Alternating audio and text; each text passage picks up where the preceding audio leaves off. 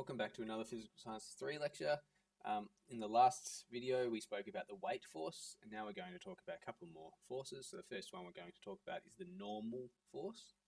So normal force is in contact between two objects and acts perpendicular at right angles. So remember, perpendicular is right angles to their surfaces in contact.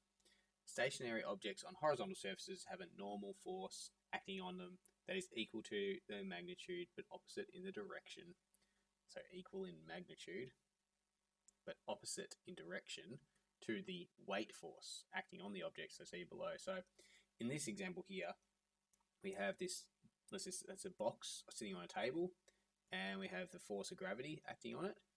And then because the box is not moving, we can say, or because it's not accelerating, I should say, so the net force, F net, equals 0. Remember that implies that the forces are balanced.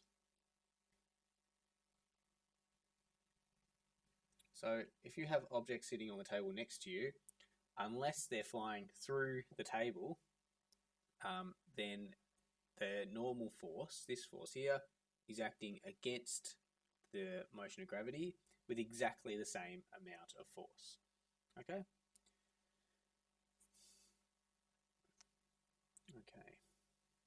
And it always acts at right angles to gravity. We have another force that we experience every day called the friction force. Excuse me.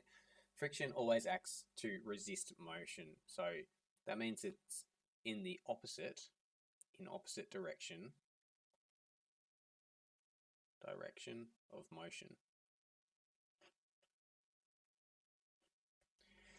If an object is stationary, so no moving, any frictional forces oppose the direction of an applied force. So let's say this box here is just sitting on the table, and we apply a force this way, then the friction force is going to act in the opposite direction. That's all that's saying there.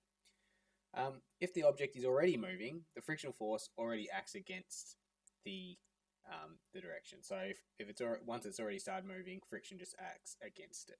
So it's moving this way, and the friction's moving that way. Okay. Air resistance is a type of frictional force. Okay, so in the air there are particles, and if something is moving through air, then those particles will resist the movement of that movement, and we call that a frictional force as well. Okay, and the key thing is the air resistance will increase as the body increases. So you may feel it if you go for a run outside and there's a wind pushing against you. The faster you run into the wind, the stronger that wind feels. Or maybe if you're riding a bike, the faster you go on the bike, the more you feel the resistance of the air. And right on cue, we have an example where we have a bike is coasting, so that means the cyclist has stopped pedaling. All right. Sketch a diagram showing all the forces acting on the cyclist. So I'm just going to represent my cyclist with a box. Okay, this is my cyclist.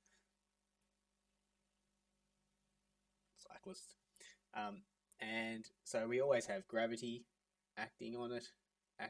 Gravity is acting on it. We also have a normal force. Okay. So this is my force of gravity, and this is my normal force.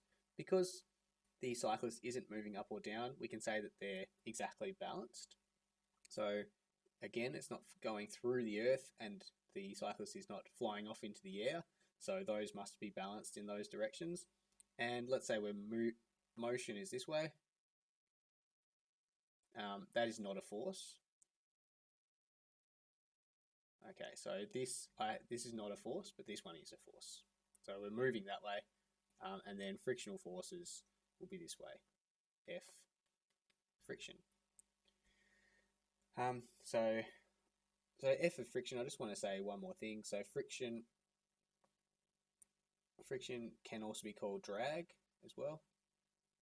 So friction, drag, they're similar things. So we've got the frictional forces acting along that way, and I guess we also have the air resistance, air resistance. I'm going to call that air resistance as well.